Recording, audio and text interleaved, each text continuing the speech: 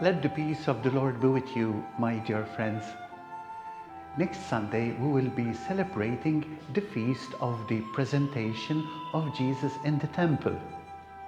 This is so because next Sunday falls on the 2nd of February, and so the Church offers us the readings of this feast. The feast of the presentation of Jesus is also called the Feast of the Encounter. In fact, the liturgy at the beginning says that Jesus goes to meet his people. This occurred when Mary and Joseph took Jesus to the temple to offer him to God.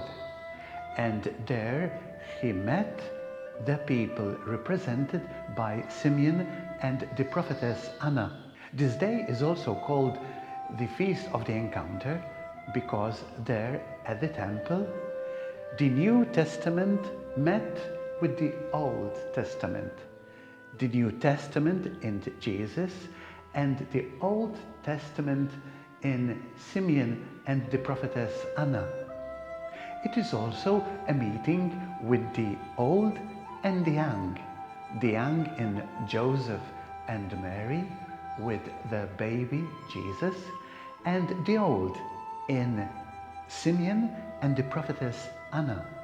How good it is for the elderly to communicate their wisdom to the young, and how good it is for the young to gather this wealth of experience and wisdom and to carry it forward in their lives. The elderly are the link between the past and the future.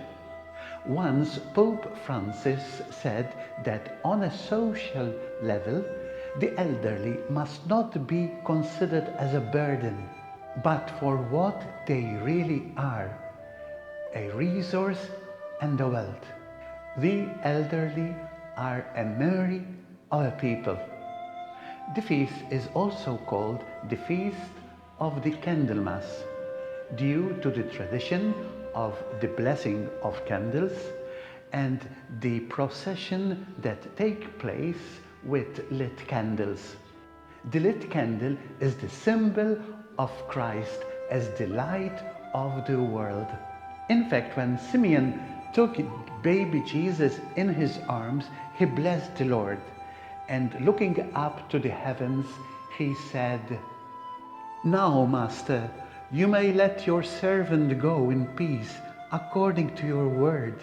For my eyes have seen your salvation, which you prepared in the sight of all the peoples, a light for revelation to the Gentiles and glory for your people Israel." Yes, my friends, Simeon declared that Jesus is the light, is the revelation of the Gentiles. But today, my friends, we are also commemorating the World Day for Consecrated Life. And precisely the duty of friars, sisters, missionaries, lay consecrated people, our duty is to be light for the world, because the world needs to see the light, and this light is Jesus. All men and women of consecrated life helps us to rediscover the centrality of Jesus in our lives. This they do with prayer, through their intimacy with Jesus. They teach us that notwithstanding the fact that sometimes we have a hectic life, our focus must be on Jesus.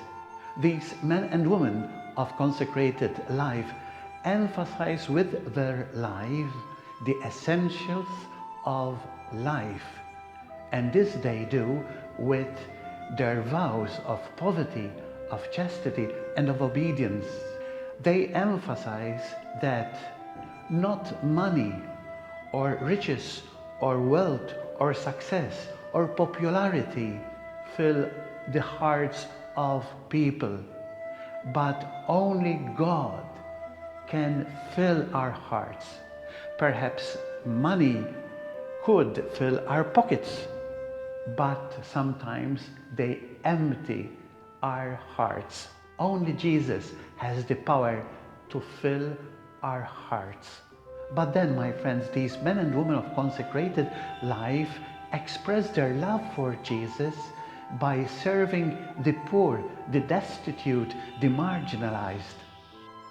Because we can't love God in the abstract, but we must concretize our love for Jesus in our brothers and sisters. Lastly, my friends, the role of men and women of consecrated life is to convey hope. We need so much hope in this world, my friends. And this is why, my friends, Pope Francis launched for this year the Jubilee of Hope, the Pilgrims of Hope. And you know, my friends, that hope has a name, and its name is Jesus. Greetings, my friends, from our friary here in Calcara on the island of Malta. May God bless you and keep you in His loving and tender embrace all the days of your life. Take care, God bless you, and bye-bye.